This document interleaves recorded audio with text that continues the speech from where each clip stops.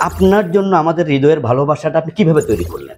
কোথায় ছিলেন? কানাডা তো এখান থেকে অনেক দূর। দ্য পিপলের শক্তিশালী মাধ্যমটাকে আপনারা এত দূর নিয়ে এসেছেন, এটার ক্ষেত্রে এই যে ইসলামের অনেক কিছু কিন্তু ছড়িয়ে পড়েছে, অনেক বিতর্কের সমাধান যারা জ্ঞানী মানুষ তারা কিন্তু এখান থেকে সমাধান খুঁজে নিয়েছে যে আসলে সমাধানটা কোনটা। নিজের জন্য করছে না, উনি চাচ্ছে যে এই বিষয়টা সমাধান হোক। তাই কোন মেহমান আসলে জাতির কাছে একবার ট্রু মেসেজটা যাবে, এই বিষয়ে আপনার যে চিন্তাটা, এটা কিন্তু আমাদের আকর্ষণের একটি জায়গা। আপনার যে প্রোগ্রামের ডিজাইনটা, এটাই কিন্তু আমাদেরকে আকৃষ্ট করেছে। যে জায়গাগুলোতে অনেক সময় গণমাধ্যমের চ্যানেলগুলো বুঝতে পারে নাই, কিন্তু আপনার ফেস দ্য পিপল সেই জায়গাগুলোতে পৌঁছে আকাঙ্ক্ষা করে যে ফেস দ্য পিপল গণমানুষের চ্যানেল হিসেবে প্রতিষ্ঠা লাভ করবে। আপনি শুধুমাত্র পলিটিক্যাল বিষয় নিয়ে কিন্তু থাকেননি। অনেকে কিন্তু শুধু পলিটিক্যাল বিষয় নিয়ে কথা বলে এবং বলেছে, আমরা তাদেরকে অ্যাপ্রিসিয়েট করি, তারাও ভালো কাজ করছে। সকল শ্রেণীর আলেমরা আসতেছে, আপনি কিন্তু এখানেও একটা সফল। কিন্তু আপনি দেশের সেন্সিটিভ অনেক ইসলামিক ইস্যু নিয়ে আপনি পার্সোনালি আমার কাছে বলেছেন যে ভাই এটা নিয়ে কথা বলতে চাই, মেহমান পাবো কিনা, কে আসলে ভালো হয়। আমার তখন ভালো লাগতো যে ভাই শুধুমাত্র নিজের জন্য করছে না, উনি চাচ্ছে যে এই বিষয়টা সমাধান হোক। তাই কোন মেহমান আসলে জাতির কাছে একবার ট্রু মেসেজটা যাবে, এই বিষয়ে আপনার যে চিন্তাটা, এটা কিন্তু আমাদের আকর্ষণের একটি জায়গা। গত 5-9 বছর ধরে কানাডায় থাকি এবং যতদিন ধরে মিডিয়াতে কাজ করা শুরু, তার মধ্যে আমি সারাদিনে সেখানে 2-3 ঘন্টা আমার নিজের উপার্জন, ওখানে থাকবার জন্য, খাবার জন্য, উপার্জন করার জন্য সময় দিয়েছে কিনা জানি না, তার চেয়ে বেশি সময় দিয়েছে এদিকে। কারণ আমার কাছে মনে হয়েছে যে আমার দেশ যদি ভালো থাকে, আমি কোনো রকম কষ্টে সাময়িক খারাপ থাকি সমস্যা নেই, একদিন ভালো থাকার জন্য ভালো থাকতে পারবো, এই একটা বিশ্বাস ছিল, সেদিনটি এসছে। অবশ্যই অনেক অনেক প্রশংসা দাবি রাখে আমার প্রতি এবং আমাদের যারা কাজ করছে পেছনে।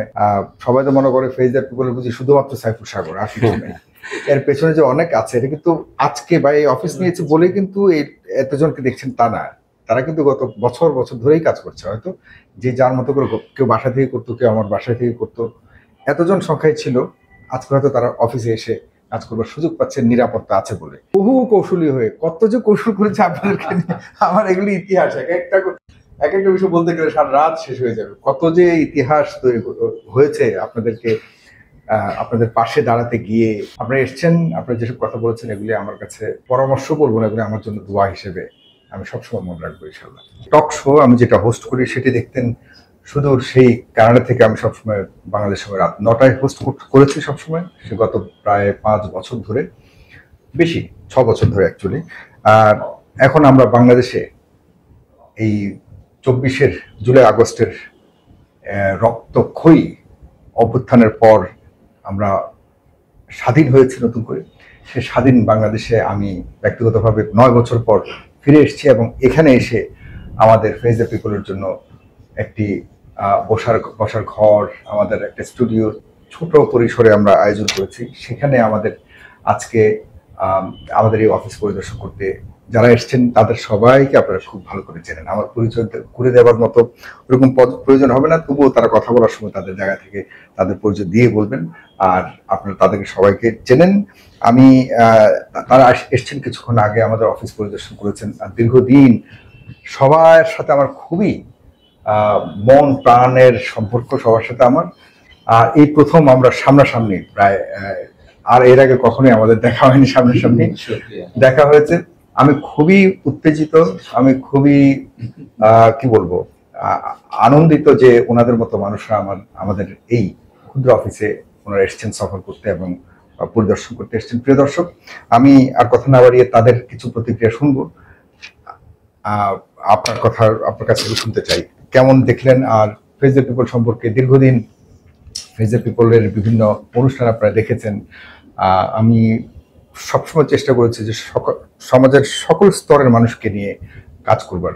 সেখানে আপনারা বাংলাদেশের মেইনস্ট্রিম মিডিয়াতে, আপনারা বলতে আমি বোঝাচ্ছি যারা আমাদের ধর্মীয় লাইনে প্র্যাকটিস করেন, তারা একরকম বঞ্চিত ছিলেন অনেক কিছু থেকে। বিশেষ করে মিডিয়াতে আপনাদেরকে তুলে ধরা, আপনাদের কথা বলবার যে স্পেস দেওয়া থেকে শুরু করে অনেকাংশে আপনারা অনেক কিছুতেই বঞ্চিত ছিলেন। কিন্তু ফেস দ্য পিপলের এই প্রায় লাস্ট 5 বছর ধরে আমার যে বৈষম্যহীন যে আয়োজনগুলি ছিল, সর্বস্তরের মানুষকে নিয়ে আয়োজন করবার বা কথা বলবার যে আমাদের টকশোর আয়োজন ছিল, সেগুলোর মধ্যে আপনারাও অংশগ্রহণ করেছিলেন এবং বেশ অনেকগুলি অনুষ্ঠানও আমাদের দেশে বেশ প্রশংসার জায়গায় গিয়েছিল। এই প্রেক্ষিতে এখন আজকের এই অবস্থা, স্বাধীনের পর আপনার কাছ থেকে শুনতে চাই আমাদের ফেস দ্য পিপলের দীর্ঘদিনের পথ চলা নিয়ে আপনার প্রতিক্রিয়া, আর আজকের এই ছোট্ট পরিসরকে আপনি কিভাবে দেখেন? লম্বা প্রশ্ন হয়ে গেছে, আপনার কাছে কিছু। আসসালামু আলাইকুম ওয়া রাহমাতুল্লাহি ওয়া বারাকাতুহু। বিসমিল্লাহ আলহামদুলিল্লাহ ওয়াসসালাতু ওয়াসসালামু আলা রাসূলিল্লাহ ওয়া আলা আলিহি ওয়া আসহাবিহি আজমাইন। আপনার মাধ্যমে ফেস দ্য পিপলের মাধ্যমে দর্শক শ্রোতাদেরকে, অগণিত দর্শক শ্রোতা যারা আছেন এই মুহূর্তে যুক্ত আছেন বা দেখবেন, সবাইকে ধন্যবাদ জানাচ্ছি। আমরা এসেছি ফেস দ্য পিপলের অফিসে। সাগর ভাই আছেন এখানে। ফেস দ্য পিপলকে আমি যতদিন থেকে দেখেছি, তারা যে বিষয়গুলো নিয়ে কাজ করছে তার মধ্যে মানবাধিকার নিয়ে কাজ করছে, ধর্মীয় অনেকগুলো ইস্যু নিয়ে কাজ করছে এবং জনসম্পৃক্ত বিষয়গুলো নিয়ে তারা কাজ করছে, কখনো কখনো রাজনৈতিক, কখনো কখনো সমসাময়িক বিষয়গুলো নিয়ে কাজ করছে এবং প্রত্যেকটা কাজ আসলে আপনি বলছেন যে আমরা যদিও মেইন স্ট্রিম মিডিয়া না, কিন্তু আমি মনে করি যে আপনার অনুষ্ঠানটি মেইন স্ট্রিম মিডিয়া থেকে অনেক ক্ষেত্রে, বিভিন্ন ক্ষেত্রে এগিয়ে আছে। এটা আমার অবজারভেশন বা আমার চিন্তা চেতনা থেকে দেখা, যে যেই জায়গাগুলোতে অনেক সময় গণমাধ্যমের সেই চ্যানেলগুলো বুঝতে পারে নাই, কিন্তু আপনার ফেস দ্য পিপল সেই জায়গাগুলোতে পৌঁছেছে এবং একেবারে গ্রাম থেকে শহর পর্যন্ত বিভিন্ন জায়গাতে একটা স্থান দখল করে নিয়েছে, এটা আমার বিশ্বাস। সেই ভালোবাসার জায়গা থেকে আপনার কাছে এখানে আসা, এখানে অনেক স্কলাররা আছেন। আমরা মনে করি ফেস দ্য পিপলের দিন দিন উন্নতি কামনা করি এবং আপনি সত্য এবং ন্যায়ের পথে থাকবেন আজীবন, সেটা আপনার কাছে আমাদের প্রত্যাশা। সেক্ষেত্রে যদি আপনার সময় অপচয় হয়, কিংবা অপচয় না, আমি মনে করি এটা বিনিয়োগ করা, তো আপনি ন্যায়ের পথে থাকবেন। আল্লাহ সন্তুষ্টির জন্য সবাই কাজ করে, আপনিও সেই সহযোদ্ধা হিসেবে, দায়ী হিসেবে ভূমিকা রাখবেন।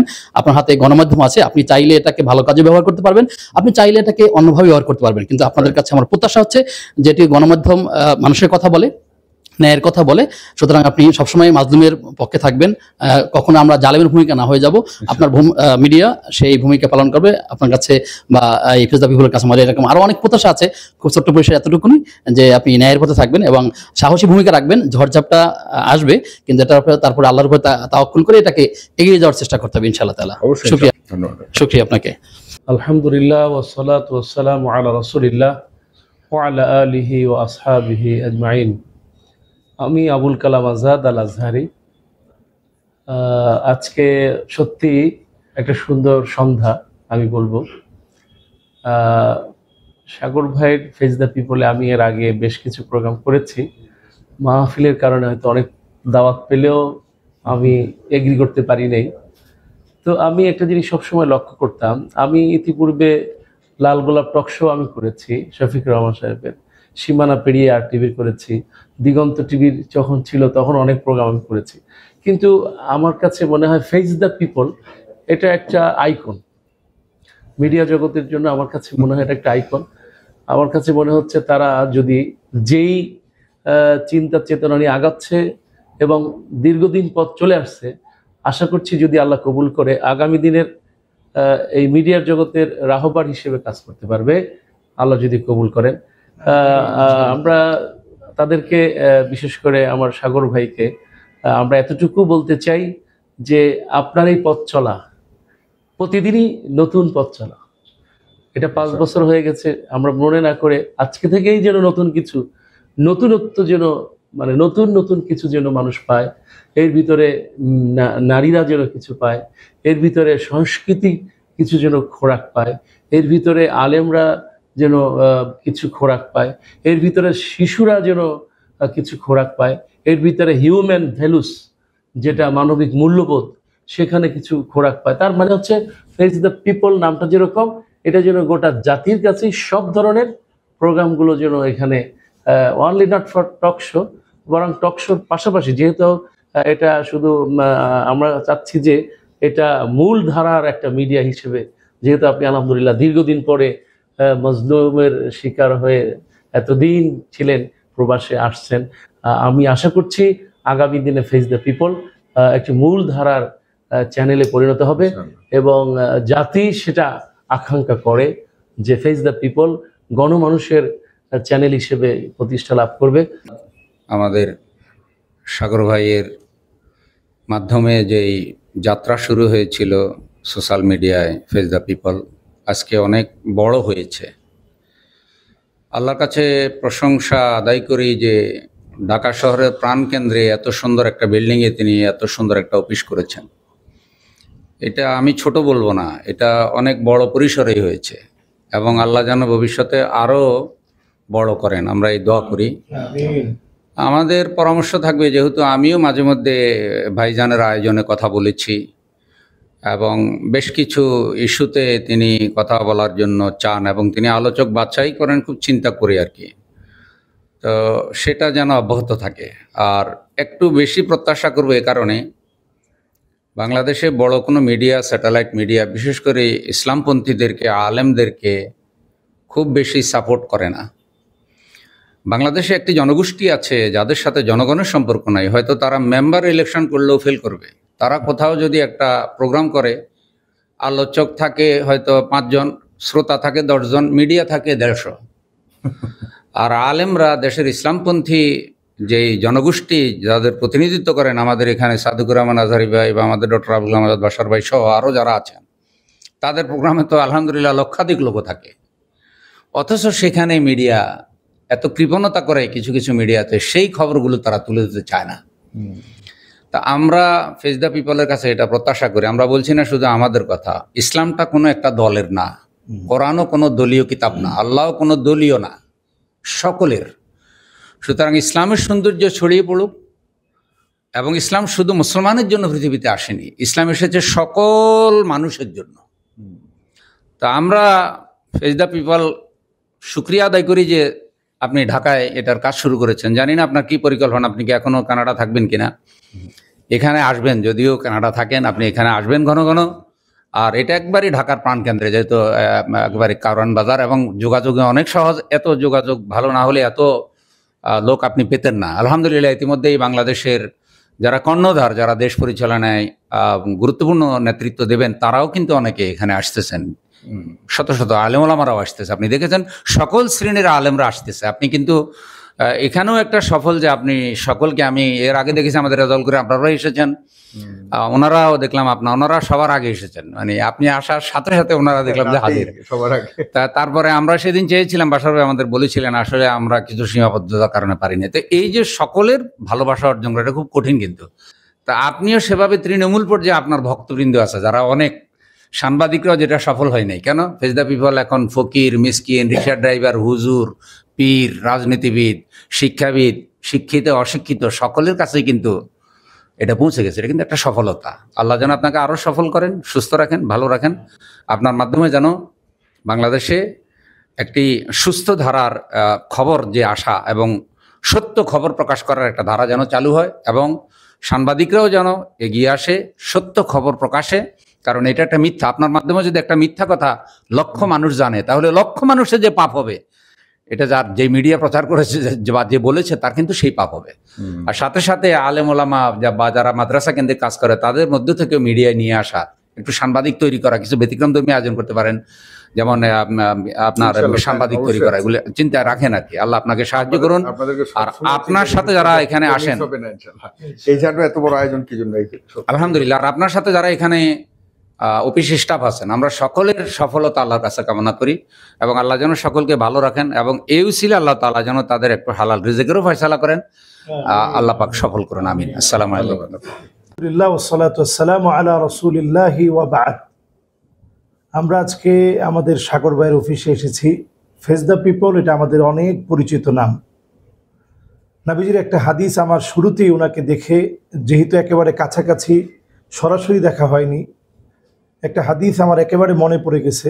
নবীজি বলেছেন যে ইন্না হাদাল ইনসান বুনিয়ান, এক একটা মানুষ কখনো কখনো এক একটা প্রতিষ্ঠানের মতো হয়। তো সবাই কিন্তু প্রতিষ্ঠান দুনিয়াতে হতে পারে না। তো ফেস দ্য পিপল একটা মানুষের হাতের একটা ডিভাইসকে এত শক্তিশালীভাবে, মেইন স্ট্রিম যতগুলো মাধ্যম আছে এই কারওয়ান বাজারে, সব মেইন স্ট্রিম সকল টেলিভিশনের মার্কাজ কিন্তু এটি, সেন্টার কিন্তু এটি।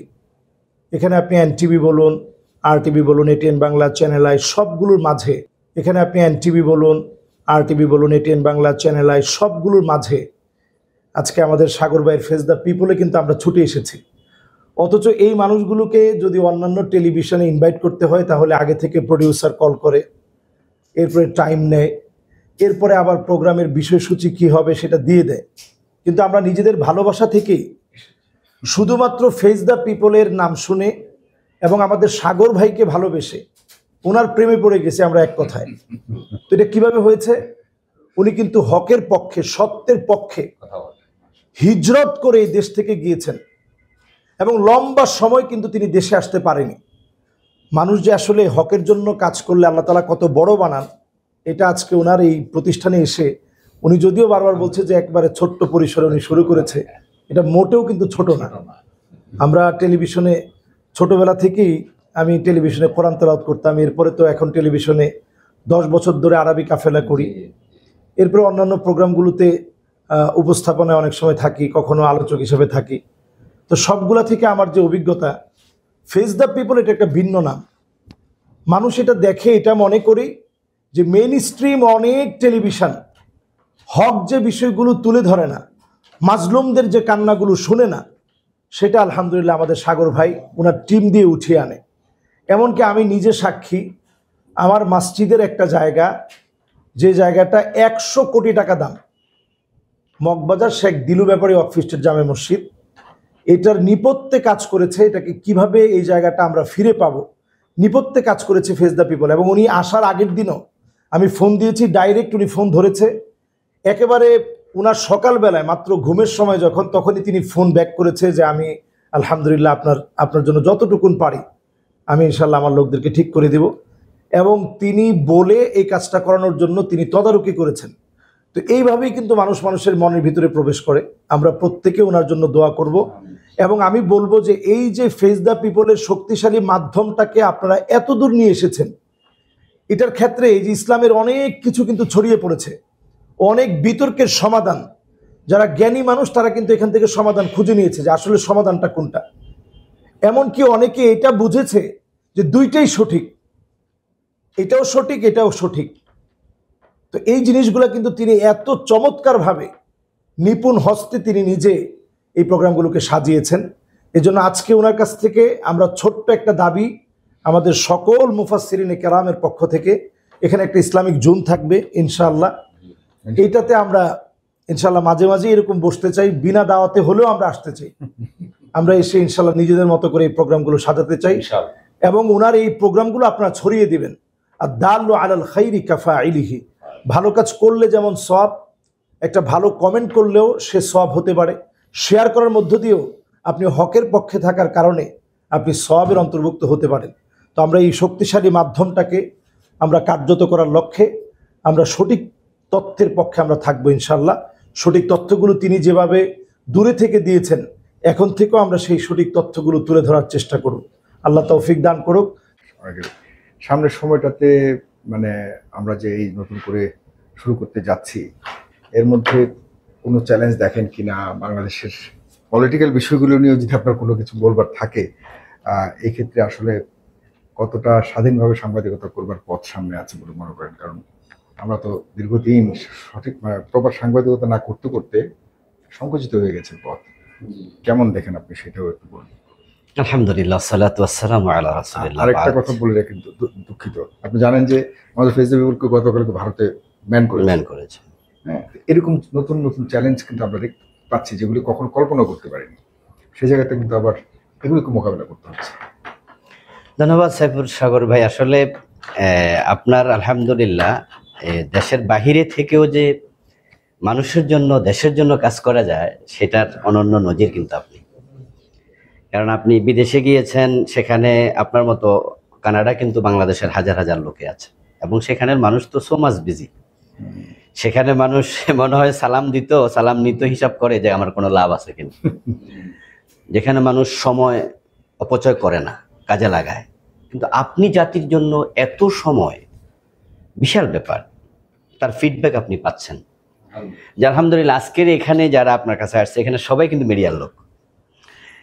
এক একজনে 10টা টেলিভিশন চ্যানেলের কথা বলে এখানে বাংলাদেশের। আমি সবগুলো তো আপনি দেখার সুযোগ পান না, আরো বেশি কথা বলে।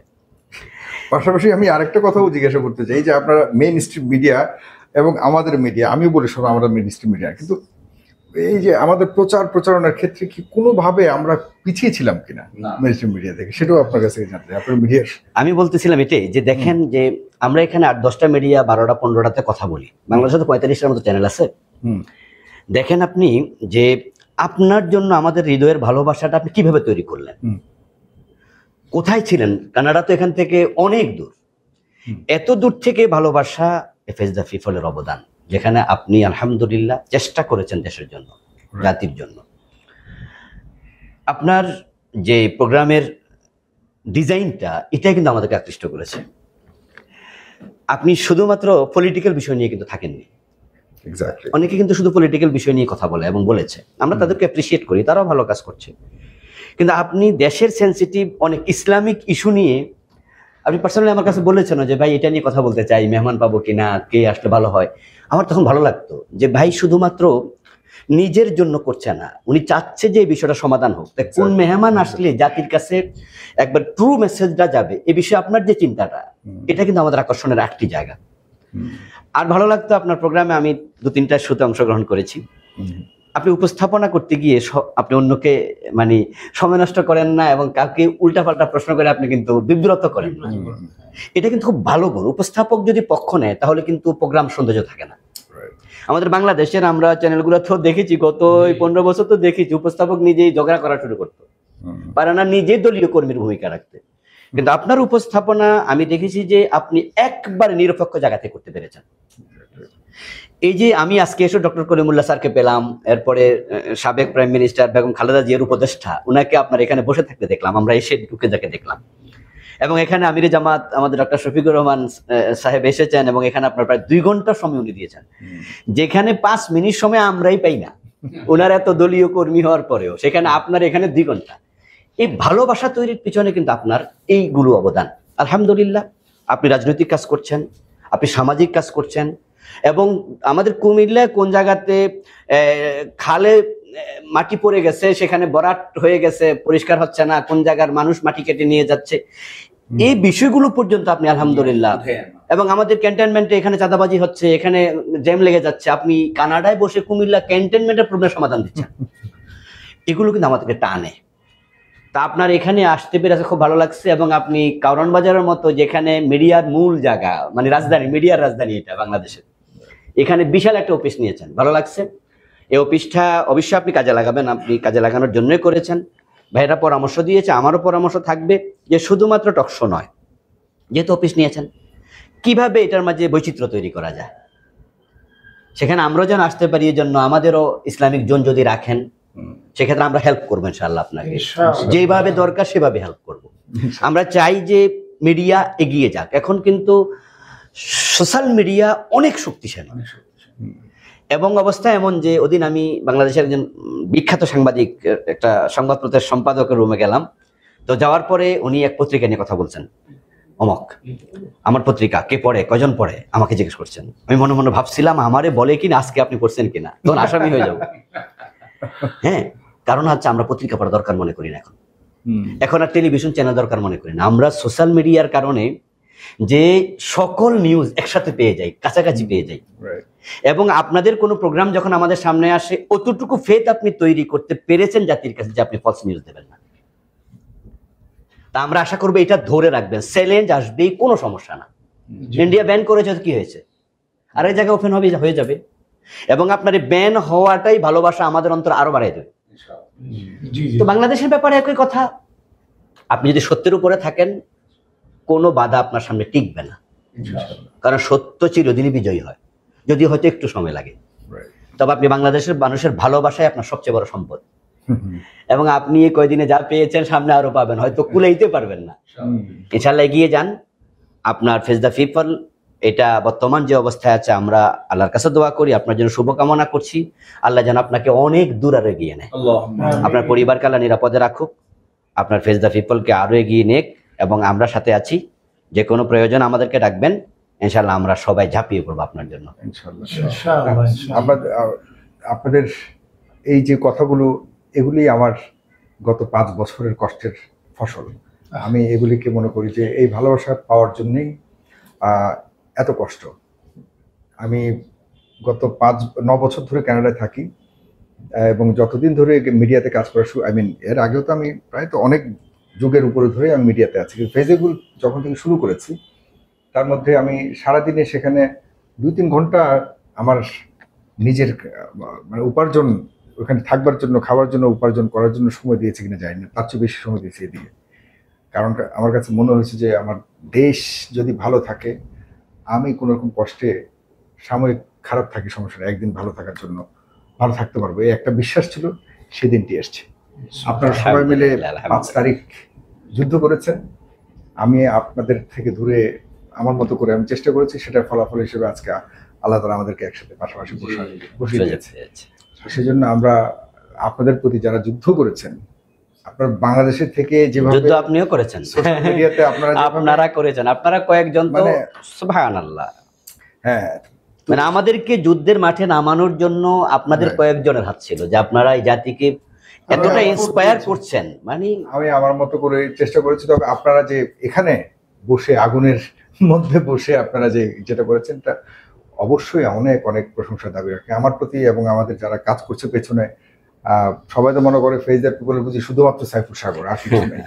এর পেছনে যে অনেক আছে, এটা কিন্তু আজকে বা এই অফিস নিয়েছে বলে কিন্তু এই এতজনকে দেখছেন তা না। তারা কিন্তু গত বছর বছর ধরেই কাজ করছে। হয়তো যে যার মতো করে কেউ বাসা থেকে করতো, কেউ আমার বাসা থেকে করতো, এতজন সংখ্যায় ছিল। আজকে হয়তো তারা অফিসে এসে কাজ করবার সুযোগ পাচ্ছে, নিরাপত্তা আছে বলে। সেই নিরাপত্তা থাকবে সামনে, এই বিশ্বাস সবসময় রাখে। এবং আপনাদের সহযোগিতা প্রয়োজন ফেজ দ্য পিপলকে সামনে এগিয়ে নেওয়ার জন্য। যেভাবে আপনারা কথা দিয়েছেন, ইনশাল্লাহ। আর অবশ্যই ফেজ দ্য পিপল কখনোই বৈষম্যহীন একটা মিডিয়া। দেখেন, হুজুর তো সবসময় দেখেছেন, আপনি সবসময় দেখেছেন, আমি কিন্তু আওয়ামী লীগের নেতাবিহীন কোনো শো করেছি মনে হয় না, ওদেরকেও রেখেছেন সবসময় ছিল।